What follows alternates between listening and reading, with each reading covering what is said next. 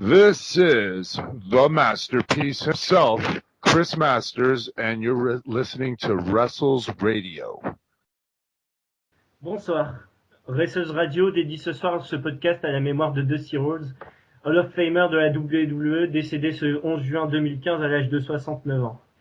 Il était le père de Dustin et Cody Rhodes, plus connu sous le nom de Goldust et Stardust. Dusty Rhodes était avant tout reconnu pour son habileté au micro et surtout pour sa connaissance aiguë du business. Il a travaillé avec la WWE évidemment, mais aussi avec la WCW, le CW ou la TNA. Et travaillé encore ces dernières années au Performance Center de la WWE avec les jeunes de la NXT, comme l'ont souligné récemment Sami Zayn ou encore Kevin Owens. Ce soir, ce podcast nous sert aussi à lui rendre hommage, car si nous sommes fans de catch, c'est en partie grâce à Dusty Rhodes.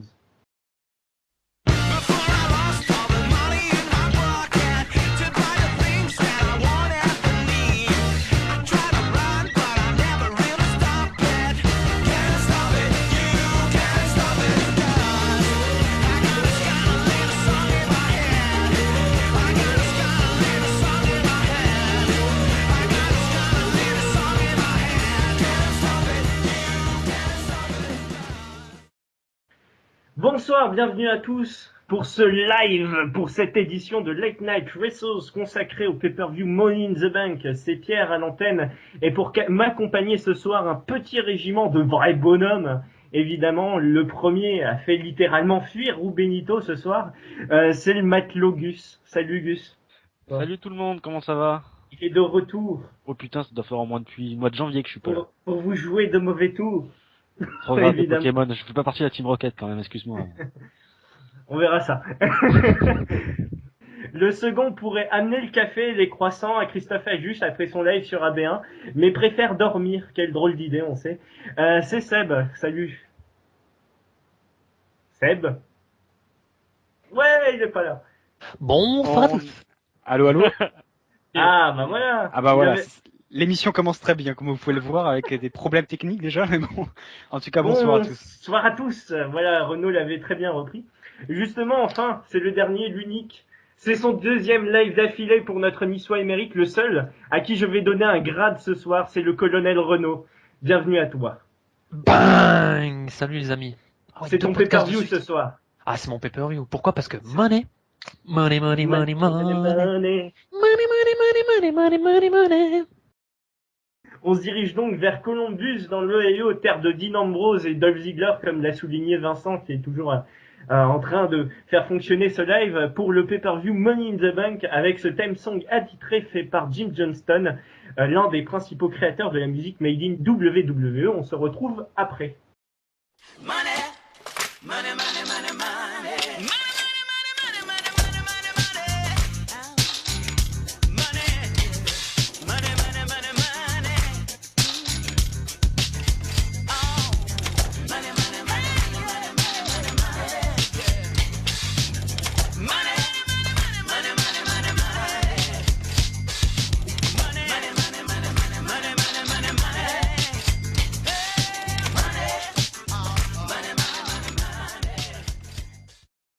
Nous voici donc à Columbus et avec un pré-show qui bien sûr aura vu un hommage à Dusty Rhodes, avec notamment Renee Young qui a été pas mal ému après le match qui a été diffusé. Donc ça parle bien sûr des matchs qui vont venir.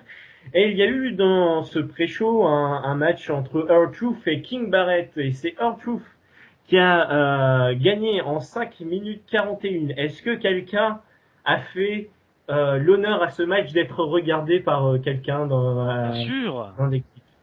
Eh oui. Tu as fait ça, Gus? J'ai fait ça il y a une demi-heure. Quel courage. Quel courage. C'était tellement fade que je n'ai plus de souvenirs de ce match déjà, tu vois, donc tellement ça m'a marqué, c'était pas terrible quoi. Plus coupé comme par hasard sur des pubs, une fin pourrie qui finit sur un espèce de vieux roll-up, mais un peu stylé quand même. Mais bon, R-Truth en 2015 à 43 ans, faut qu'il arrête là quand même. Il a arrêté de nous divertir depuis très longtemps, R-Truth. Moi j'ai envie de dire que King Barrett à Extreme Rules, il était dans le pré-show face à Neville. Il perdait déjà. Il a gagné le King of the Ring. Il arrive au pré-show de Money in the Bank. Il perd. C'est pas vraiment une évolution, quoi. ce King of the Ring. C'est pas Non. vraiment relance Novak. Non, mais c'est pas le premier à qui le King of the Ring pour le moment ne sert à rien. Regarde Sheamus quand il avait gagné le même tournoi, ça lui avait apporté tellement rien que l'idée du King Sheamus avait vite été abandonnée. Je pense que personne d'autre n'a plus à dire. Il n'y a pas grand-chose à dire sur ce pré-show.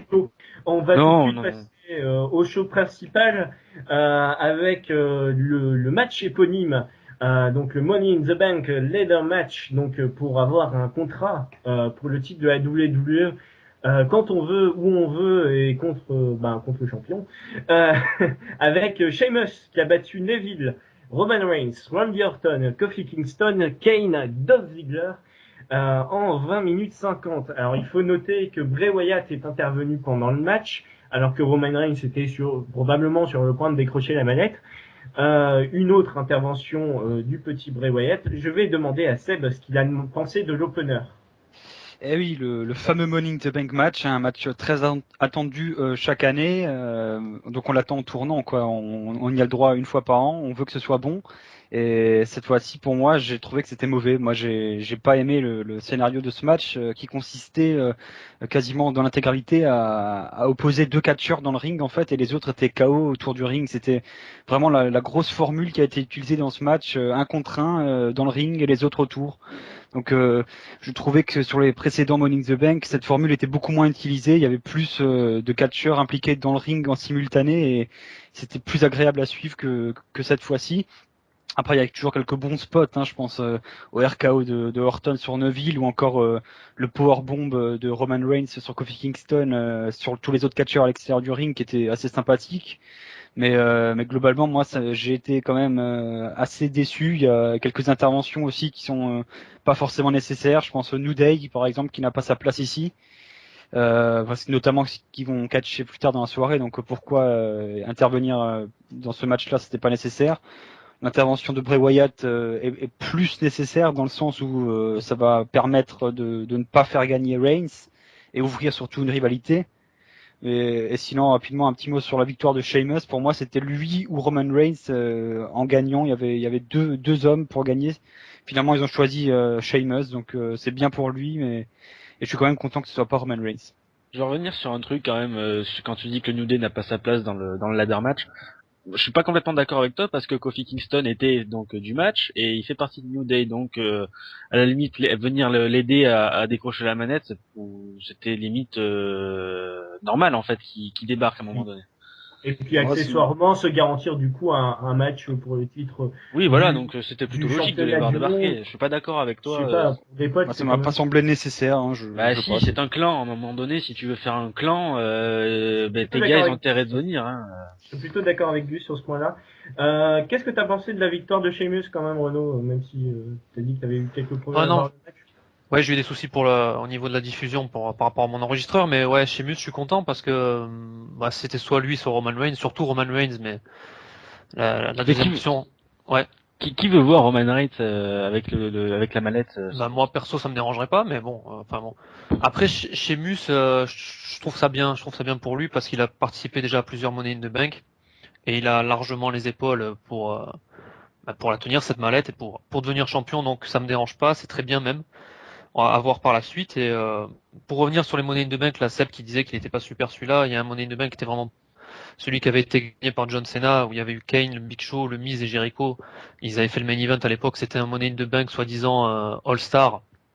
Enfin, c'était celui en tout cas qui avait été vendu comme tous les gars qui participent ont déjà été champions du monde.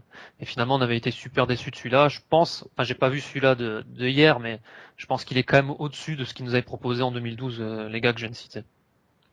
Assez d'accord. Donc sur YouTube, il y a Mehdi Soula qui dit qu'il fait son petit fanboy, qui aurait bien aimé que son chouchou Dolph Ziggler il gagne. T'inquiète pas, t'étais pas tout seul. Ouais, t'étais pas le seul, hein. C'était le gars le plus over. Sheamus, je trouve que c'est dommage de l'avoir fait du coup perdre pour après gagner Money in the Bank, même si c'est une dynamique qu'on retrouve pas mal avec les tenants de la manette avant et après. Alors sur Twitter, Scaran7 qui réagit donc sur le hashtag WR Live, vous pouvez faire ça donc pendant toute la durée du live De 22h30 à 23h30 environ. Sheamus champion, c'est soit lui ou Reigns, hein, c'est ce qu'on dit, voilà. Mais le match était mauvais selon lui. Pour moi, je dirais que le match était correct. Oui, c'était correct. Il y a quelques Il y avait spots 2-3 spots intéressants, sympas. Moi, j'aime bien notamment le boulot de Reigns. Mais, ouais, le boulot de Reigns c'est intéressant sur le match, même bien que j'aime pas ce gars.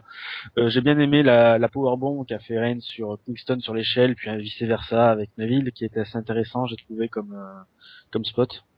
Son topé est toujours sympa aussi. Hein. Oui, son topé est toujours sympa aussi. Oui. Ouais. Et je trouve intéressant le fait, tu vois, qu'ils l'ont pas mis trop en destructeur, donc ce côté 1v1 constant, il était du coup bien parce qu'il avait un autre effet, c'était qu'on n'avait pas trop cette impression que Roman Reigns était trop fort, tu vois, qu'il n'y avait pas de surbooking sur son personnage. Bon, il a eu deux, trois spots, mais il n'a pas non plus effacé tout le reste. Hein. Notamment le spot final, c'est Sheamus et Neville plutôt qui a été bien mis en avant, je trouve. Oui. Enfin, mis à part, on va dire, Randy Orton, même s'il a fait un RKO et Kane, je trouve que le reste a eu à peu près son moment, quoi, à chaque fois. Le RKO de Orton sur Neville, il est quand même, il est limpide. Il est quand même impressionnant. Il est limpide et il fait un sacré boulot en ce moment. Donc voilà. On peut dire que Roman Reigns faisait son premier Money in the Bank aussi. Ouais, Roman Reigns, il y avait Neville aussi. Forcément. Ouais, bien sûr, oui. Bien sûr. Le reste, je crois, avec tous, ils en avaient. Ah non, peut-être pas Sheamus. Non, Sheamus, il en avait fait un. Si, justement, c'est ce que je disais plus déjà tôt. Il avait dit passé Sin Cara même à travers une échelle et tout. Ouais. Ah oui, c'est vrai, exact. En effet. Oui, c'était en 2011. La Bible m'a encore battu. Je vous propose du coup de passer à la suite. Hein, je vais juste peut-être prendre ta place 2 secondes et poser une question. Est-ce que vous pensez que Sheamus va encaisser avec succès sa mallette? Ah oui, pour moi, oui. Un gars comme Sheamus, s'il encaisse pas sa mallette correctement, c'est qu'il y a un problème. Alors je sais pas quand, mais pour moi, je pense que Sheamus il encaisse avec succès la mallette. Ça va pas durer aussi longtemps que Seth Rollins. Ça va durer beaucoup moins longtemps. Je pense qu'il va cacher d'ici la fin de l'année, ça sera fait quoi, déjà. Ouais, voilà. Après, faut laisser le temps justement aux rivalités de Seth Rollins. Après, faut pas oublier que ce soir il y a Raw et que c'est pas impossible aussi qu'il cache ce soir, hein. Même si ça semble évident. Ce serait étonnant, je pense, mais pourquoi pas après tout, ouais. Mais pour moi, à mon avis, il y aura d'abord les rivalités de Seth Rollins avec Brock Lesnar, qui vont prendre le dessus. Dean Ambrose peut-être encore pour un pay-per-view jusqu'à ce que Lesnar arrive. Mais enfin, là, on a 5 semaines, donc il y a le temps de réinstaller une histoire avec Seth Rollins qui risque de prendre le temps. Je sais pas si ce sera Sheamus. Ça m'étonnerait même, mais bon.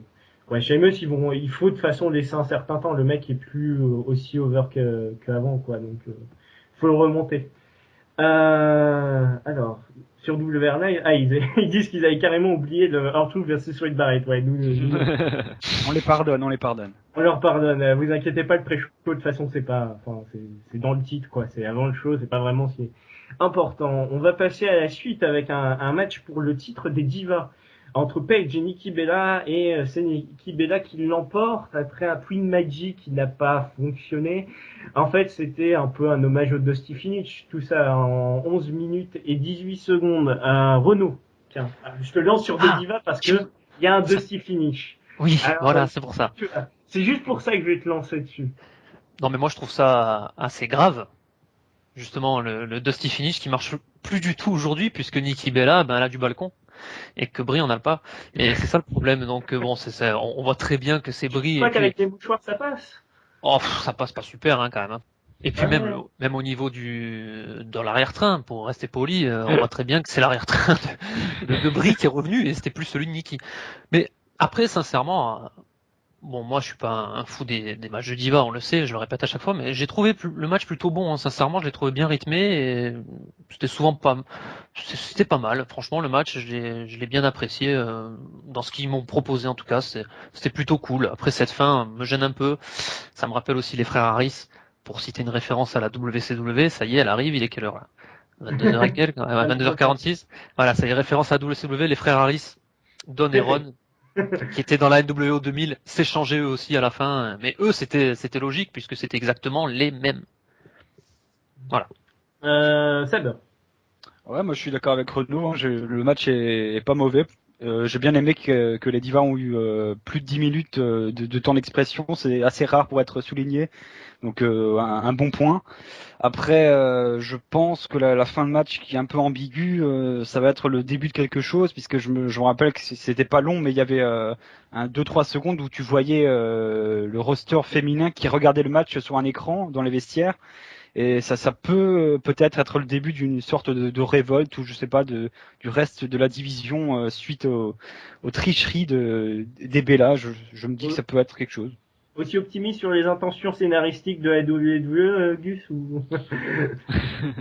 non, mais on peut noter quand même aussi la progression de Nikki Bella qui n'est plus la même depuis qu'elle a le titre quand même sur le ring. Ouais, il y a une vraie progression. Hein, c'est une vraie progression quand même. Clairement. Oubliez pas que d'où elle vient quand même. Nikki Bella c'était qu'une comme sa sœur, elles étaient très mauvaises sur le ring et depuis qu'elles sont revenues, on se répète à force, mais bon, c'est bien de le souligner à chaque fois. Non, on le souligne souvent. On souligne assez souvent, mais bon, et en plus de ça, elles sont très jolies donc. On sait que tu as un faible pour Nikki Bella. Ah, Nikki, oui, surtout depuis. Enfin, tu as un faible pour toutes les femmes qui auraient un intérêt pour toi, mais ça c'est. J'ai un faible pour toutes les femmes qui ont une poitrine et des fesses, effectivement. Et voilà.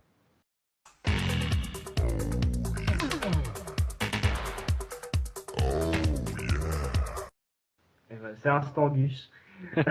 Vincent va pouvoir s'amuser au montage enfin. Ah d'accord, il y a Mehdi Soula qui clash un peu sur YouTube, qui dit je veux plus des divas, je veux des lutteuses. Ah ça, on se bat à NXT pour ça. Hein. On a l'impression que Mehdi est saoulé.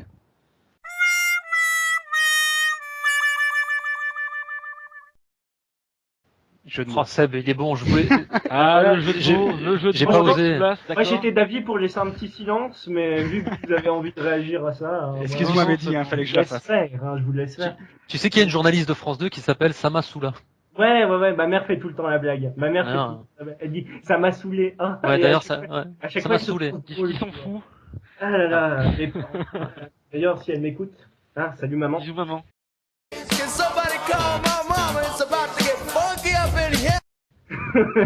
Bisous. Bon, je pense qu'on a fait le tour. Hein, on va pouvoir passer à la suite avec le match favori de Gus, le match. Ouais. Tu l'attendais. Oui. Bon. Voilà. Donc c'est Ryback contre le Big Show, un match qui s'est terminé en disqualification parce que The Miz a attaqué le Big Show en 5 Quel minutes connard. 28. Ouais. Donc voilà, possible rematch, triple threat match. Est-ce qu'il y a vraiment grand chose à dire sur ce match? Il n'y a pas eu grand chose sur le Alors film. je pense que je vais vous paraître assez ça peut vous surprendre ce que je vais vous dire. J'ai quand même trouvé le début du match intéressant. Après le reste tu le jettes quoi. Ouais. Pareil, non, sincèrement. Honnêtement, les gars, soyez un petit peu objectifs. Oubliez le fait que vous détestiez Ryback.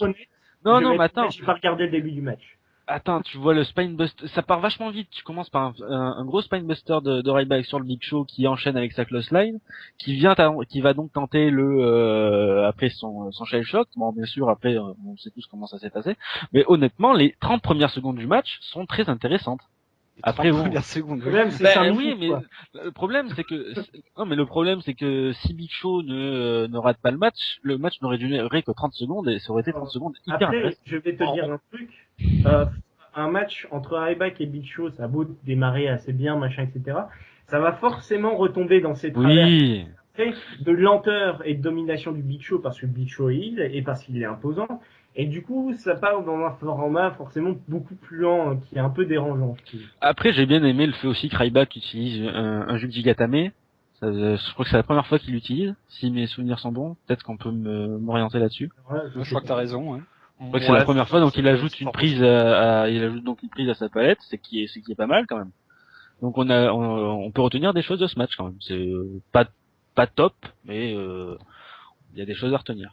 Ce qui a un petit peu tué mon intérêt dans ce match, c'est la direction qu'a pris la rivalité, puisqu'à Raw, Ryback a porté le shell shock sur le Big Show et c'est vraiment le moment qui faisait un petit peu rêver dans ce match-là, c'est voir Ryback porter cette prise sur Big Show et là ils ont carrément vendu la mèche avant le match. Je viens de dire Ryback, Big Show et rêve dans la même phrase. Hein. Oui, c'est vrai que c'est un peu contradictoire. Ça fait mal. Et pour se projeter un petit peu à Battleground, oui, il y aura un triple threat match entre Big Show, Ryback et Miz, ça paraît évident. On pensait que ça pouvait pas être pire. Et la WWE enfonce le couteau. C'est quand même c'est fantastique, c'est fantastique. Bah, disons que le Miz, grâce à un petit peu à son gabarit, peut apporter un petit peu de vitesse à ce match. C'est tout, quoi. Mais, voilà. Est-ce que vous sentez de dire encore quelque chose sur ce match? Ouais, je voulais juste dire que la verticale souplex de Ryback était quand même belle à voir. D'ailleurs, il y a eu un replay là-dessus. Après, un grand merci au Miz d'être intervenu. Comme ça a été moins long. Mais bon, c'était pas, ouais, voilà. On peut passer. Comme on s'y attendait, de toute façon. Ouais, un Ryback Big Show, ça peut pas être un 5 étoiles, hein, de toute façon. Je trouve ça dommage quand même de commencer un règne de champion pour Ryback en commençant par Big Show, donc oui, c'est dommage. Carrière qui n'est vraiment plus aimé du public. Hein. On a encore entendu des chants Please retire pendant le match, donc s'il te plaît, pars à la retraite pour les non anglophones. Donc voilà, quoi, c'est dommage. Je les trouve vaches avec ça, les Américains. Moi, vite, prends ta retraite, il prend la retraite quand il veut, quoi, c'est bon. Ouais, mais. Ouais, non, mais bon, c'est un peu vache, quoi, voilà. C'est vrai que pour ce qu'il a fait, oui, il le mérite pas forcément. Hein. Big Show, il a pas fait que de la merde dans sa carrière. Heureusement. Voilà, il y a eu quelques moments bons, mais malheureusement moins récemment. Donc voilà. Ben, mais on va quand même remercier The Miz d'avoir interrompu ce match, parce que le match suivant, c'est John Cena contre Kevin Owens, et on va dire que c'est le match que tout le monde attendait. C'est le match alors que c'est seulement le deuxième match. Ouais, enfin le deuxième match entre les deux, hein, pas le deuxième match de la soirée. Et donc encore un champion contre champion, donc John Cena champion US bien sûr et Kevin Owens champion NXT. Un match qui a vu John Cena gagner clean aussi en 19 minutes pardon, 15 secondes. Kevin Owens est battu. John Cena entre guillemets le félicite. Enfin voilà, il veut lui serrer la main. Kevin Owens lui serre la main. John Cena lève la main et Kevin Owens attaque John Cena bien sûr. Hein, on ne change pas une équipe qui gagne. Avec notamment cette powerbomb sur le côté du ring que Kevin Owens a déjà fait goûter notamment à Sami Zayn. Et donc Kevin Owens qui part en riant de manière assez marquée et marquante. Donc voilà. Renaud, j'ai envie de te lancer sur ce match. Merci, puisque c'est clairement le meilleur match de la soirée, sans contestation possible. C'est un combat. Moi, j'ai trouvé que le combat il était assez construit sur des spots et des grosses prises. C'est-à-dire que c'était une fois autour de Kevin Owens, une fois autour de John Cena, vice versa. J'ai préféré ce combat-là à celui qu'ils avaient fait à Elimination Chamber, même si je trouve qu'à Elimination Chamber, il y avait peut-être un fil conducteur, un peu plus. Il y avait peut-être plus de storytelling avec Owens qui avait dominé la première partie du match et Cena qui était un peu revenu. Là, il y en avait peut-être moins, mais ils sont allés plus loin au niveau des prises. Ils ont fait plus de choses encore. C'était vraiment propre. À part un petit souci à un moment donné, c'est super compliqué. C'est John Cena qui doit retourner une sorte de prise pour faire un small package. Ça, c'est Rey Mysterio qui en était le spécialiste, mais vous imaginez bien que le gabarit de Rey Mysterio quand il faisait, c'était magnifique. Surtout qu'il a fait sur des catcheurs comme Eddie, comme l'Ultimo Dragon, Malenko, Tajiri, Morrison. Enfin voilà, à chaque fois qu'il faisait Mysterio, c'était sa prise, c'était magnifique à voir. Là, John Cena a réussi à la faire tout de même. Donc bravo à lui. Même si Owens est beaucoup dans l'affaire sur cette prise-là, mine de rien. Celui qui l'a subi joue beaucoup de son corps aussi pour la subir. Mais voilà, j'ai vraiment apprécié. C'est un combat superbe. Et vu la fin, à mon avis, on repart encore sur un prochain match à Battleground, je pense. Oui, comme Renaud a dit, j'ai quand même trouvé le début de match un petit peu en dessous de ce qu'on a vu à Elimination Chamber. J'ai bien aimé par contre comment le match a été construit. J'ai trouvé qu'on a commencé un petit peu doucement, puis petit à petit ça monte en intensité jusqu'à cette première powerbomb de Kevin Owens. J'ai bien aimé surtout la deuxième parce qu'on était en phase de replay.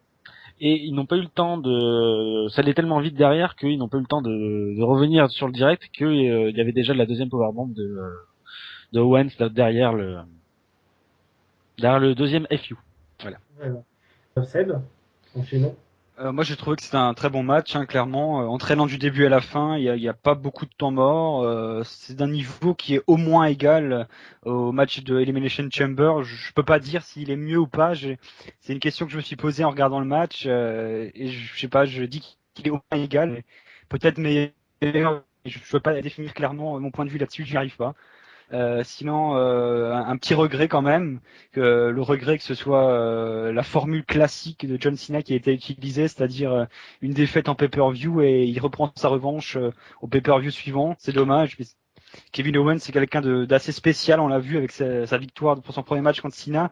Et s'il avait encore parvenu à battre Cena, il serait encore plus spécial. Là, il retombe un petit peu dans une certaine normalité qui est un petit peu désagréable. Mais bon, il ressort quand même fort, faut le dire. Il a quand même subi 3 et après il a quand même eu son moment avec l'attaque à la fin du match. Donc il ressort assez fort, mais c'est dommage quand même qu'il ait perdu clean. Non mais c'est normal, après si tu veux une belle, il fallait que Cena gagne le match. Alors, je vais reprendre d'abord des interventions auditeurs, hein, excusez-moi.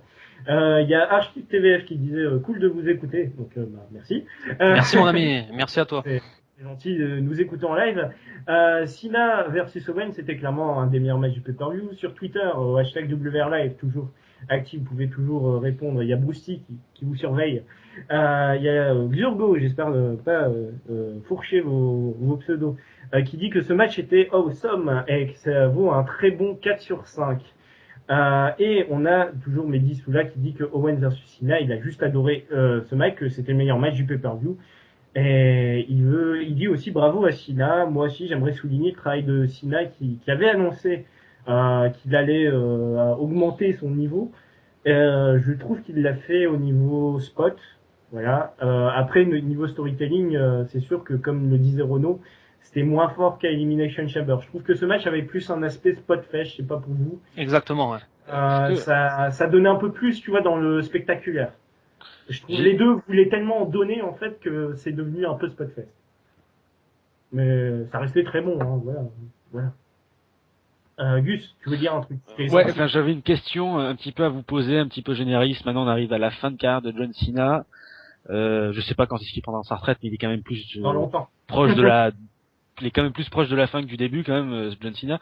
Moi je me pose une question parce que ce type-là quand même qui a énormément de haters, hein, je vais peut-être me faire insulter parce que je vais dire là, attention. On a beaucoup critiqué John Cena par le fait qu'il fait toujours qu'il fait toujours les mêmes matchs, que le fait qu'il a que 4 prises, machin. Tout ça. Là, il a démontré quand même petit à petit depuis quelque temps qu'il est capable de tout faire dans un ring. Et moi, messieurs, donc la question que je me pose aujourd'hui, c'est que est-ce que John Cena est le meilleur catcheur de tous les temps qui est passé par la WWE? Le débat lourd lancé par Gus, ça c'est très bien. Donc, il faudrait une émission spéciale, je pense, pour répondre à ça. Je pense vraiment. Mais après, tu peux pas nier de toute façon l'impact qu'a eu John Cena sur l'histoire de la WWE. Le mec est comparable à un Hulk Hogan, il est comparable à un The Rock, non par les matchs qu'il a eu, par les rivalités qu'on lui a données. Le mec a apporté indéniablement à la WWE. Je pense que personne de toute façon peut nier ça. Enfin voilà, Renaud a plus d'expérience sur les icônes qu'il y a eu à la WWE. Enfin, il a perdu. Enfin voilà. Il a connu Renaud. Ouais, mais totalement, non mais. Renaud, il a connu le noir et blanc, donc on peut. Je suis encore j'ai connu le noir et blanc, la NWO, moi. Non mais ce que je peux dire, c'est que après, si tu prends plusieurs catégories aussi, Gus, il faut que tu prennes soit si tu prends le in-ring, il est clairement en dessous d'un Bret Hart et d'un Shawn Michaels. Je prends les deux, j'englobe tout. Ouais, mais si t'englobes tout, il fait partie, oui, ben c'est sûr qu'il marquera l'histoire, il fait partie d'un des meilleurs, mais pour moi, il y a quand même, sincèrement, je pense qu'il y a quand même trop de lacunes sur certains trucs, pour en faire un des meilleurs. Maintenant, c'est sûr que John Cena, voilà, il a fait des choses que même les plus grands n'ont pas fait, parce qu'il a eu plus de titres et parce qu'il a été sur le long terme dans plus de main events. Après, c'est le nouveau catch qui veut ça. Avant, il y avait moins de shows, donc il y avait moins de pay-per-view, il y avait moins de défense de titres, et voilà. Tout est relatif. Tout est relatif, mais c'est vrai que c'est une vraie bonne question, mais on pourrait faire un débat sur une émission entière. Ouais, là on va pas avoir assez de temps. Ouais. Je pense qu'on a fait pas mal le tour. Après, il y avait Sébastien qui soulignait le fait que Kevin Owens avait perdu son match et qui trouvait ça gênant qu'il ne batte pas une deuxième fois. Moi, je trouverais ça gênant qu'ils perdent le troisième match, parce que là, ça le rendrait dans les classiques de rivalité qu'a eu John Cena récemment, c'est-à-dire de finalement surmonter l'insurmontable, comme il a pu le faire avec Rousseff ou avant avec Bray Wyatt, je crois, même s'il l'avait battu au premier match puis perdu, là c'était dans le sens inverse. Mais je trouverais ça gênant, tu vois, que Owens perde une deuxième fois de suite. Là, Mais là, ils vont avoir 5 semaines, ils vont pouvoir construire un peu plus la rivalité qu'ils l'ont fait sur les 3 dernières semaines. Et vu le résultat que c'est déjà, moi j'ai très hâte d'être dans 5 semaines. Enfin, Est-ce qu'il y aura une stipulation ou pas? Alors là, je J'espère, ça pense. serait intéressant de le voir dans une stipulation, ce combat maintenant, dans un espèce d'X-Frame rouge, une connerie comme ça. Voilà, même si actuellement Même si c'est déjà des très bons matchs. Oui, bah Ouais, oui, bien oui, sûr, oui, bien oui. sûr. Mais bon, il faut, c'est pour changer un petit peu du match classique, changer un petit peu, mais rajouter une stipulation pour une belle, je trouve que ça peut être bien. Et Two après, out of three falls selon Bruce. Oui. En Oui, gros, on parce que fait 3 Ouais, matchs ça en c'est un. super ça. est-ce Et que le voilà. titre Ouais. serait en jeu aussi? C'est peut-être une question, puisque le titre n'a jamais été en jeu pour le moment. c'est pas Ouais, possible c'est que le ça, titre très bien, US soit en justement. jeu. C'est très bien que ce ne soit pas parce que les deux ont leur ceinture, les deux sont champions incontestables des trucs. Donc on ne voit pas pourquoi. Moi, je pense que au prochain affrontement entre les deux, Kevin Owens ne sera plus champion. Hein. Je rappelle que le 4 Ah oui. juillet, il défendra son titre à NXT contre Finn Balor. Finn Balor. Ouais. Et à mon avis, il a des chances de le perdre. Je pense qu'on va passer à la suite. Je vais vite fait prendre encore quelques réactions auditeurs. Il y a Daryl Mike sur Twitter. Salut. Il dit clairement oui, meilleur match de la soirée. Il est monté en intensité, très bonne construction de match. Pas loin du match of the year 2015. On est qu'à la moitié, on va se calmer. Mais voilà, en tout cas, c'est vrai que ça fera partie des potentiels motifs. De toute façon, cette rivalité va faire partie des meilleurs de l'année. Hein, je pense. Ouais, ouais. Ça Parce que risque ce d'être la sera pas rivalité de très- l'année. Hein. Ça risque, ouais. On espère. Et Mehdi Soula dit qu'en ce moment, Sina contre un lutteur indépendant, c'est égal match of the year. C'est vrai qu'on avait vu son match face à Sami Zayn en Open Challenge qui était très bon aussi. Qui était Match face à exceptionnel. Neville qui était très bon aussi. Enfin voilà. Sina Le en ce match moment, contre tu le Brian. sens. En fait, tu le sens revivre Sina avec ce titre US. Enfin voilà, le mec s'amuse bien.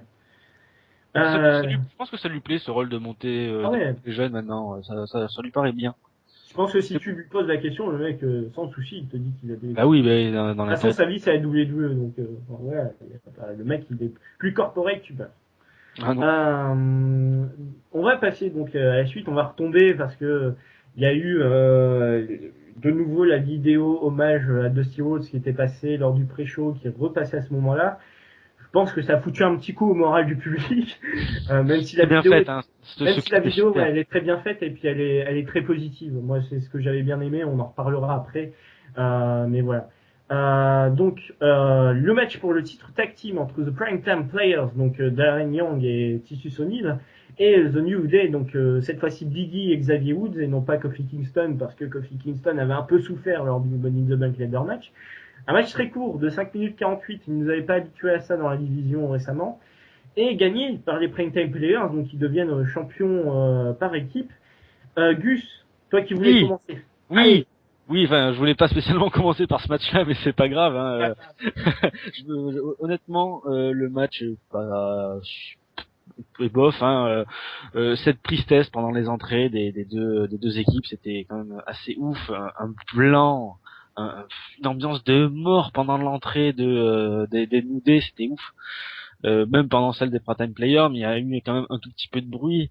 Mais honnêtement, rien de positif dans ce match-là, mis à part quand même que je crois que c'est la première fois dans leur histoire que les Prime-Time Players deviennent champions par équipe. Faut en C'est souvenir. sûr, ouais, c'est Ils avaient sûr. déjà C'est eu sûr un et premier run, C'est sûr. ils avaient eu un premier run ensemble et ouais, je me rappelle plus s'ils avaient déjà pris le titre. Non, Effectivement, donc c'est la première fois, donc mais c'est pas plus mal, c'est bien pour eux. C'est leur premier titre en plus à tous les deux à la Sans FTE, remonter l'air de rien en fait. Hein. Ouais. mais ouais, mais c'est bien. Je trouve ça bien, je trouve ça intéressant. C'est des gars méritants. Ouais. Je cède, vas-y. Ouais, moi, J'ai l'air dépité quand je te lance. T'inquiète pas, c'est pas de la mauvaise volonté. Non, mais moi je suis pas forcément très inspiré là-dessus non plus. Je trouve le changement très aléatoire. Les Primetime Players c'est sympathique, mais bon ça n'a jamais été construit comme étant une véritable équipe qui a la carrure pour être champion. Je veux dire. Je fais une petite recherche là et j'ai vu que leur dernière victoire en pay-per-view ça remonte à Night of Champions 2013 et encore c'était dans un match de pré-show. C'était un tag team Turmoil. Donc voilà, comme quoi ça remonte à il y a plus de 2 ans leur dernière victoire en pay-per-view. Je m'en souviens, Seb. En plus, c'était pour affronter le Shield ce soir-là et pour perdre contre le Shield après. C'est ça, ouais, exactement. Ouais. Voilà.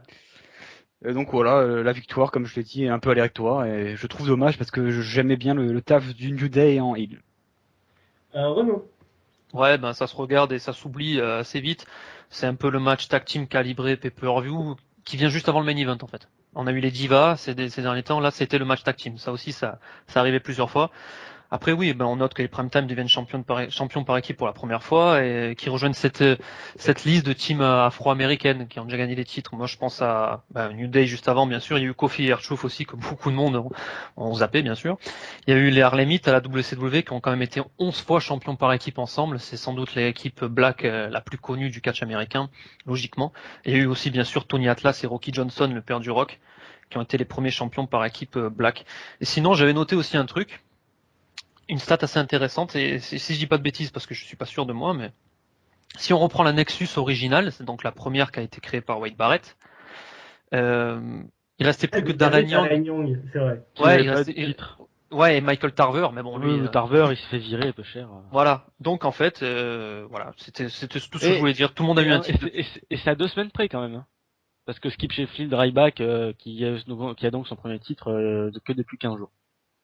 Ouais. C'est vrai. C'est vrai, donc maintenant, tout le Nexus, sauf Michael Tarver, mais je pense qu'on n'en voudra pas à la WWE de Tarver. Je pense vraiment qu'on va pas en vouloir. Il y a Daryl Make, je lui dis un peu mix américaine et pas américain, son pseudo, qui dit que c'est un match de transition, hein, je pense qu'on est tous d'accord avec ça, et que, voilà, qui a tout de même une part de surprise vu qu'il y a la victoire des Primetime Players, voilà. Et il y a John Xurgo, donc voilà, qui dit: je ne comprends pas le choix de la WWE. À quand les Lucha Dragons Champ? C'est vrai qu'ils ont fait un début assez fort. Je pense que c'est encore trop tôt. Ouais, mais enfin les mecs sont arrivés assez forts, tu vois, après WrestleMania. Ouais, mais si tous les gars d'NXT débarquent et prennent les ceintures d'un coup, mais il y a du potentiel sur l'avenir. Hein. D'accord qu'il y a du potentiel sur l'avenir, mais bon. Ça veut pas dire que ce serait grave pour la division tag team. Non, mais même dans l'ensemble, ça décrédibilise beaucoup, énormément les gars qui sont là depuis longtemps et voilà. Mais non, mais c'est encore un petit peu trop tôt, mais ils l'auront un de ces quatre, oui. On va dire que c'est un peu une cassure dans la rythmique qu'il y avait dans la division de tag team, des matchs d'à peu près 10 minutes qu'il y a eu tout le long de cette année. Mais bon, voilà, on verra au prochain pay-per-view, il y aura sûrement un rematch. Ou peut-être en 5 semaines, il y a le temps de faire le rematch et de préparer notre rivalité. Donc on verra un petit peu l'attitude Argo d'ici là. Je vous propose de passer aux choses très sérieuses. Donc le deuxième match en importance dans nos cœurs, mais le premier en termes de valeur, vu que c'est le titre. WWE World Heavyweight Championship entre Seth Rollins et Dean Ambrose. C'est un ladder match qui a duré 35 minutes 40 secondes et qui a vu Seth Rollins gagner face à Dean Ambrose après un travail de sape assez important. Et finalement, Dean Ambrose était sur le point de rattraper la ceinture. Ils sont tombés à deux en même temps, mais c'est Seth Rollins qui a tenu la ceinture un peu plus fort et qui du coup reste champion et qui a été sans intervention d'aucun membre de l'autorité ni extérieur. Donc voilà, un ladder match, pas un leader match, Boussy. Peut-être leader match, mais voilà, parce qu'il y a Boussy. Le leader. Je me vanne sur le chat. Le match de la leader. Sinon, Gus serait champion. Voilà. Voilà, effectivement. On est d'accord. Moi, je serais champion de quelque chose une fois dans ma vie, tu vois. Le mec, on le bâche, il se rebâche. C'est le principe de l'autodérision, monsieur, voilà. Fantastique, voilà. J'adore ça. C'est le Great American Bash. C'est ça. Le Great Gus Bash. Seb, qui n'a pas beaucoup commencé aujourd'hui, à peu près autant que Gus. Oui, c'est ça, globalement. Oui, que dire, ouais, un match avec une première moitié que j'ai semblé un petit peu étonnamment lente. Hein, je sais pas si c'était moi qui étais dans une mauvaise phase de sommeil, je sais pas, mais en tout cas, j'ai trouvé que c'était plutôt lent pour la première moitié, avec très longtemps une seule échelle qui a été utilisée. C'est assez surprenant dans les standards qu'on a de nos jours dans les matchs de l'échelle, avec plusieurs échelles rapidement utilisées. Et puis au bout d'un moment, il y avait un coup d'accélérateur vers les deux tiers de la rencontre, et à partir de là, j'ai vraiment apprécié le combat qui s'enchaînait à une très grosse vitesse avec beaucoup de prise de risque, et c'est vraiment fun à voir.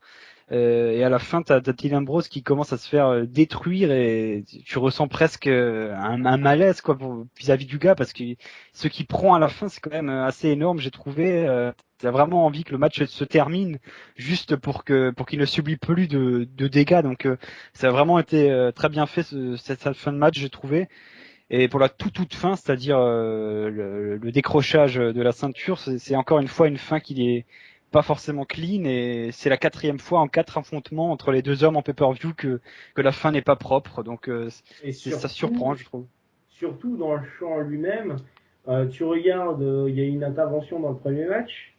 Dans le deuxième match, il y a le Twin Magic. Dans le troisième match, il y a une disqualification. Il y a que le match tag team et le John Cena Kevin Owens qui était vraiment clean, quoi. Après, apparemment, le speech de Dean Ambrose dit après que, en gros, il n'y a pas de contestation possible, c'est juste qu'il a été un peu moins fort à ce moment-là, quoi. Donc, c'est tout. Gus, toi, vas-y, ton avis. Non, j'ai trouvé le match bon quand même, des spots assez intéressants, notamment le spot avec l'échelle, avec Seth Rollins qui passe par-dessus la 3e corde et qui brise l'échelle en deux carrément. J'ai trouvé ça intéressant. Après, honnêtement, c'était l'heure de dormir, donc c'était assez tard et je dois avouer ne pas trop avoir vu grand-chose du match, mais j'ai vu le principal en best-of tout à l'heure, donc ça va. C'était assez intéressant comme match. Ok. Renaud, toi, tu vas peut-être pouvoir faire un petit comparatif sur le reste. Vas-y. J'ai trouvé le match sympa dans sa globalité. De toute façon, on sait très bien que les deux, ils peuvent pas nous pondre du mauvais. Au pire des cas, c'est bon. Dans le meilleur des cas, c'est très bon. Bon, là, j'ai trouvé que c'était assez bon. Après, je vais rejoindre Seb aussi, tout de même. Je trouve que pendant une bonne partie du match, j'ai trouvé ça peut-être assez long, assez prévisible. Je sais pas. C'est vrai qu'avec une échelle, c'était. Enfin, je trouve que 35 minutes, t'as dit? 35 minutes. 35 minutes, 40 secondes. Ouais, c'est quand même long. Franchement, même si c'est deux excellents catcheurs, qui a une réelle chimie entre les deux, ça me paraît quand même très long. Après, ça s'est accéléré sur la fin, logiquement. Et moi, j'ai cette sensation quand je vois Dean Ambrose, malheureusement, cette sensation où je me dis, de toute façon, il gagnera pas. Je sais pas si, comme il est booké, ce mec, on n'a pas envie non plus de le faire perdre vraiment clean. Donc à chaque fois, il se passe une couille et c'est toujours le pauvre, il s'est passé ça, il s'est explosé une télé dans la gueule à TLC. Enfin, il y a toujours des trucs. Mais je sais pas, c'est toujours cette sensation. De toute façon, Dean Ambrose, il gagnera pas, quoi. Et là, c'est pareil. Pour moi, il y avait aucun suspense. C'était sûr que ça allait être Seth Rollins, surtout que Lesnar va revenir. Je sais pas, il manquait ce petit truc. D'habitude, dans les leader match, on aime bien justement avoir ce suspense-là. Et là, pour moi, c'était couru d'avance que ça allait être Rollins. Et ça m'a pas quitté de tout le match. Après, le match sur la fin, il était très bien, tout ça. Mais ce coup de la main à la fin, finalement, si on regarde les images, c'est bien Seth Rollins qui décroche la ceinture de toute façon. Hein, donc, oui. sur ça, et oui, il n'y a pas de contestation possible. Ça m'a rappelé quand même un triple threat match qui avait eu lieu à TLC 2010, je crois, pour la ceinture intercontinentale. Ouais, non, ça n'a rien à voir quand même. C'est deux gars qui faisaient tomber la ceinture et t'avais Ziggler en bas qui est allé ramasser. Ouais, c'est ça que j'allais dire justement. Non, mais ça m'a juste rappelé ça, que la ceinture avait été décrochée et qu'il y avait un gars en dessous qui l'avait ramassé, ouais. C'est Swagger et Kofi d'ailleurs qui l'avaient fait tomber la ceinture. Ouais. Pour l'histoire. On a Medisula qui toujours intervient. Et d'ailleurs, on le remercie, hein, on va pas l'empêcher, bien au contraire. Il dit qu'il a aimé ce match, qu'il est vraiment bien construit. Je trouve que c'était vraiment un leader match à l'ancienne, avec une arrivée tardive des échelles assez physique. C'était lent, mais bon dans sa globalité. Moi, je rejoindrai. Je trouve le storytelling qui a été assez élevé. Après, je suis d'accord pour dire que 35 minutes, c'était trop long, et qu'ils auraient pu couper un bon 5-10 minutes au moins. Par contre, dans le côté vintage, il a raison, hein. Ouais, dans le côté vintage, Mehdi, il a raison. C'est vrai qu'il y a des leader matchs comme ça de l'époque où l'échelle, il y en avait qu'une et puis elle venait un peu tardivement. C'est vrai que sur ce côté-là, ouais, je le rejoins totalement. Alors, on a Original Blacky, donc @moustinoalien, donc sur Twitter, Moustin peut-être du coup, qui dit au hashtag WRLife qu'il aimerait bien que The Miz soit remis au niveau par la WWE. Est-ce que tu veux revivre un WrestleMania 27? Voilà, c'est la question que je te poserai. Hashtag doigt dans la bouche. Donc, pas vraiment, hein. Nous on n'est pas trop de on n'est pas de cet avis malheureusement, on est désolé Aurélien. Voilà. Mais on t'aime quand même, merci de nous écouter. Voilà, exactement. Moi je vais vous rejoindre dans la globalité de tout ce que vous avez dit. Je suis d'accord avec spécialement ce que dit Renaud sur l'attitude qu'a WWE avec les défaites de Dean Ambrose, avec cette hésitation à le faire gagner, mais du coup on veut pas trop le faire perdre, on veut qu'il soit fort parce qu'il est over, mais en même temps on veut pas le faire gagner parce que on n'a pas envie de le mettre tout le temps en avant. Voilà, c'est une patate chaude en fait. Dean Ambrose, c'est un peu la patate chaude en ce moment à la WWE. Sans patate. Ils le foutent dans une rivalité, ils essaient d'en faire un petit peu ce qu'ils peuvent, quoi. C'est un peu bizarre. Ça m'emmerde un petit peu parce que je pense que c'est l'un des gars actuellement dans le ring à la VVE qui est l'un des gars peut-être le plus talentueux, peut-être le catcheur que je préfère actuellement. Je pense qu'il aura son heure. Il aura son moment, oui, j'espère, parce qu'il le mérite d'avoir son Et moment. j'espère pas trop tard, parce qu'on a vu certains catcheurs qui avaient leur moment et que ça affaiblit plus tard, donc enfin voilà, faudra bien sûr gérer tout ça. On va passer aux notes, messieurs. Je pense qu'on voilà, on n'a plus grand chose à dire. Donc préparez vos notes sur 10, évidemment. Si vous connaissez pas trop le concept de l'émission, on a tous les pay-per-views sur 10 et on donne note moyenne. On fait la note moyenne et on vous dit donc du coup si le pay-per-view est conseillable ou pas. Voilà, sur une moyenne de 6, bien sûr. La moyenne chez nous c'est 6. Si t'es en dessous de 6, c'est que c'est pas bon. En dessous de 6, on va dire que c'est pas assez bon pour être regardé dans son intégralité. Voilà. C'est ça. Je vais commencer par toi, Auguste. Toi qui veux commencer, donne ta note. Écoute, moi ça sera 6,15 pour emmerder. Donne une vraie note, s'il te plaît. Ça sera 6. Ok, c'est cool. Tu veux donner un peu plus d'explications? Non, parce que oui, parce que bon, c'est la première fois donc que les players prenaient une ceinture, donc c'est la rentre dans l'histoire quoi qu'il arrive. Le main event est bon, le match de Diva est incroyable parce que il dure quand même plus de 10 minutes. Le ladder match est pas dégueulasse, c'est comme moi je suis un fanboy de Ryback, de le voir conserver sa ceinture forcément. Là, c'est une moyenne et forcément t'as le match ouf entre Owens et Cena qui est là pour remonter la moyenne. C'est toi qui donne ta note là, Bruce, ou bien c'est une okay. Oui, c'est la note de Bruce. Je vais pas la dire. Tu participes pas au podcast. Voilà. Renaud, vas-y. Alors je vais mettre 5.5. Ouais, 5.5. Ouais, grâce au main event et à Cena versus Owens évidemment, meilleur qu'à l'Elimination Chamber, mais sinon les fins biaisées, bon, on était trop nombreuses et le Money in the Bank match était très moyen, donc je vais mettre 5.5. C'est bon. On peut dire ce qui s'est passé quand même. Vas-y, dis-le. Je l'ai dit, il y a Brucey qui met 5.5, je lui dis qu'il peut pas avoir sa note, et Renaud met 5.5, donc voilà. Donc, voilà, ouais. C'est Renaud qui protège son Brucey, voilà. C'est ça, exactement. Moi aussi j'étais sur le point de mettre un 5,5, c'est ce que j'ai noté. Mais cette team aussi. Pas beaucoup de fin clean dans ce pay-per-view, assez regrettable. Sinon il y a le Owens-Cena qui est le meilleur match de la soirée clairement. Et sinon, je ressors de ce pay-per-view assez avec un bilan mitigé quand même, donc 5,5, pas plus. Et moi, je vais mettre 5. Je vais être le plus méchant, on va dire, entre guillemets. Parce que, ouais, en dehors du Cena Owens, le reste a eu un gros problème scénaristique à mon goût. Je trouve que globalement, le tout vient un petit peu... Enfin voilà, on balance l'info et vous en faites ce que vous voulez, quoi. Sheamus Money in the Bank, je trouve que c'est mal amené. Time Players, c'est mal amené. J'en ai marre de voir des fins diva comme ça, mais bon, ça fait partie du jeu, donc ça, à la rigueur, c'est pas trop sur ma note.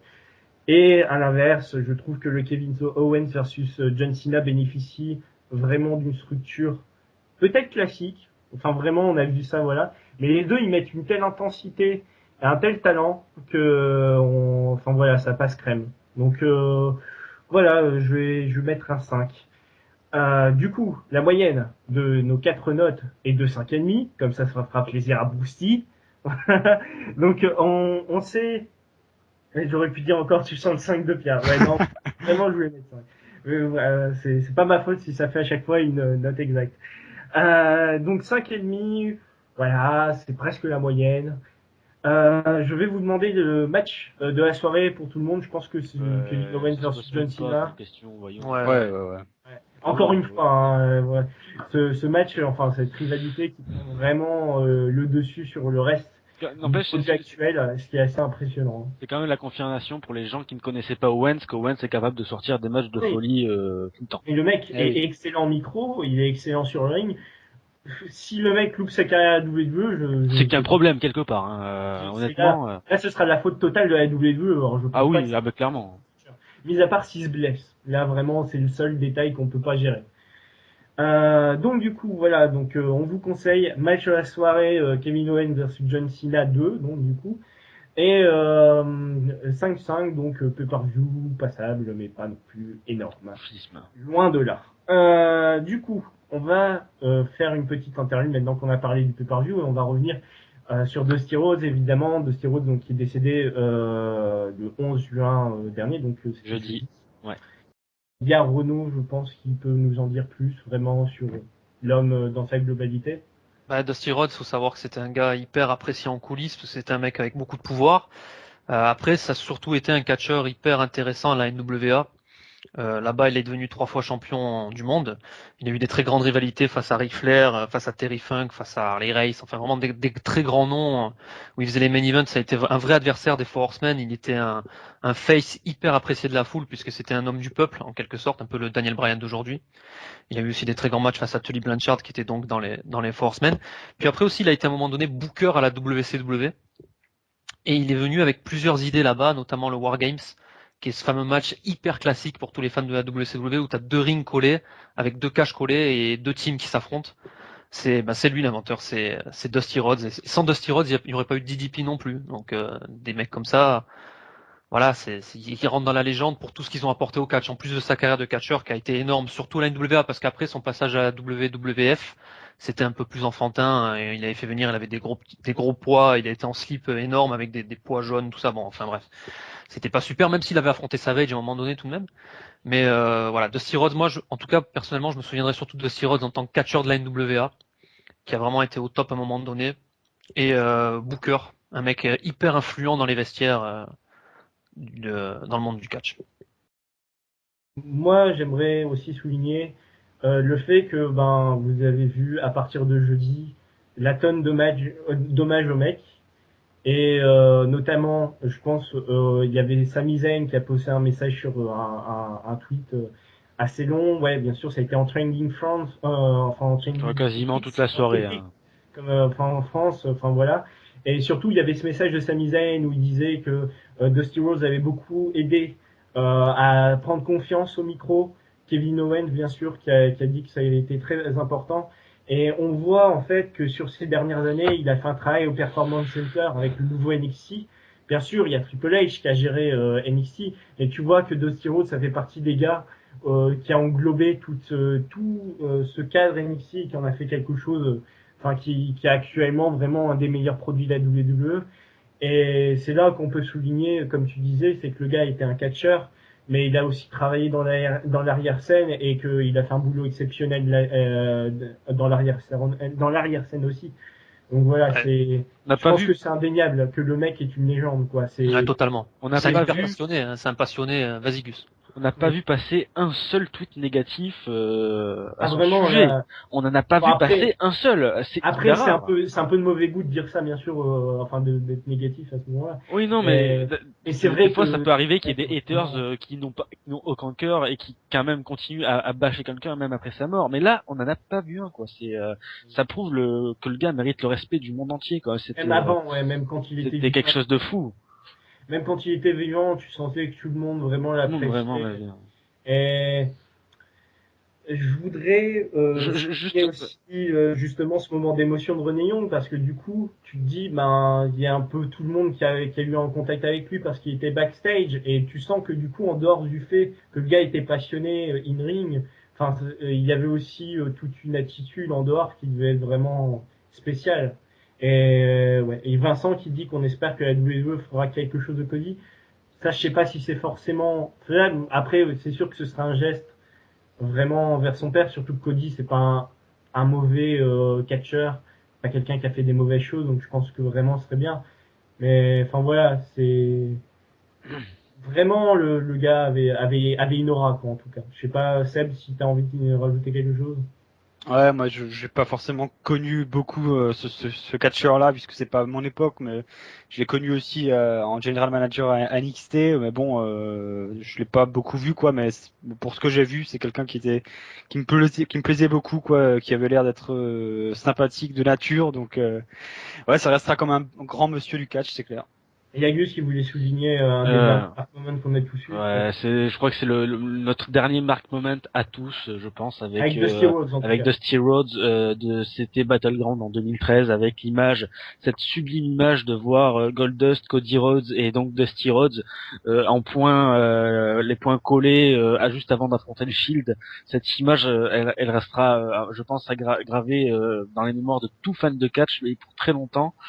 Parce que c'est le flambeau familial, c'était beau, c'était vraiment fort comme image, j'ai trouvé, et bien ce qui résumait, je pense aussi, la vie de ce gars-là, amoureux du catch et surtout surtout quelqu'un qui semble être, qui semblait être une personne hyper sympathique, et on aurait tous, je pense, aimé le connaître.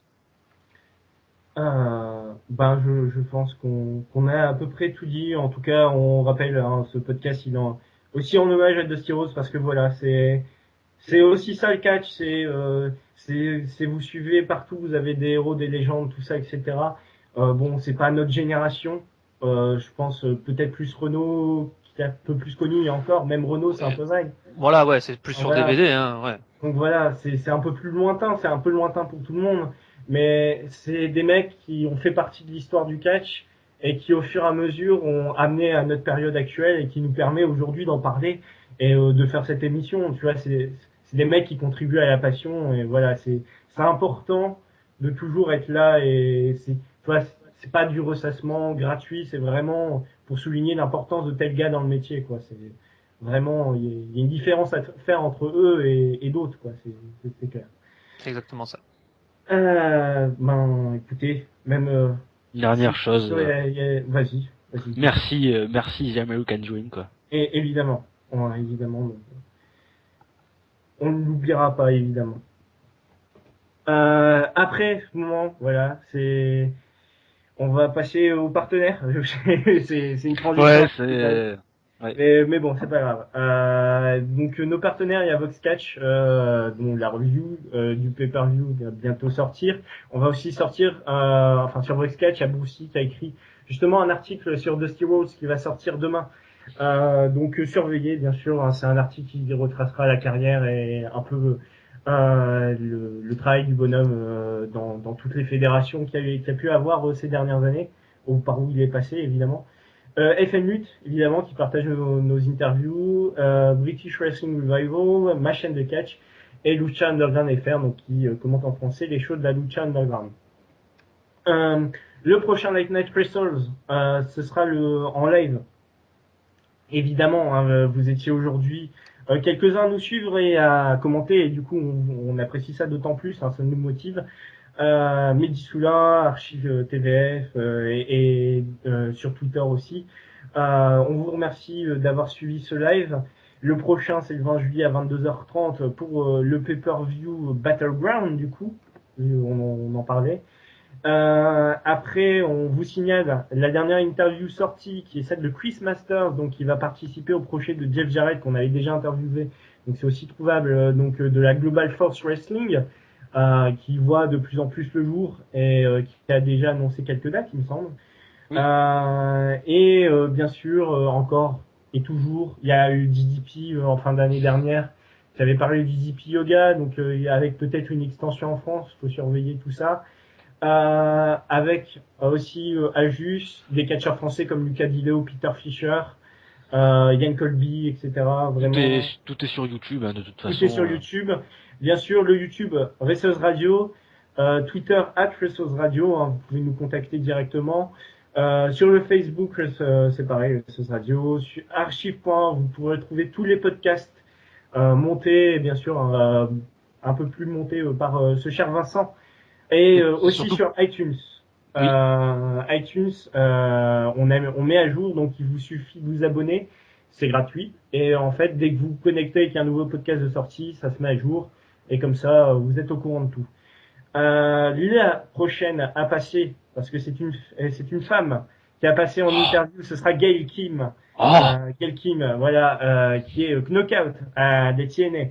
Et on aura aussi, justement, en parlant de TNA, bientôt, Céline Varini et Grégory Dis qui vont repasser, probablement pour parler de Slammiversary, si Si je... Slammiversary qui aura lieu le dimanche 28 et qui sera diffusé d'ailleurs en France sur Ma Chaîne Sport à Donc 2h on du les matin. aura- Sur place on- d'ailleurs. Encore Non, ils seront pas Non. sur place, non. On va leur en parler justement. On va faire un point sur la TNA, pardon, excusez-moi, etc. Et donc voilà, ce serait intéressant de refaire un point. On les avait déjà eu en interview et je pense que Ouais, c'est ils sont important d'avoir les sympathiques. mêmes personnes une deuxième fois, surtout que c'est des bons, enfin voilà, c'est des bons clients. Il ne me reste plus qu'à vous remercier de nous avoir écoutés tous. Je vais remercier mes camarades du soir qui ont été très positifs, hein, comme aimerait le dire The New Day. Je les remercie pour leur analyse. Bonne nuit à tous. À très vite sur SOS Radio et à la prochaine. Thank you. Salut les amis. Salut. Amen.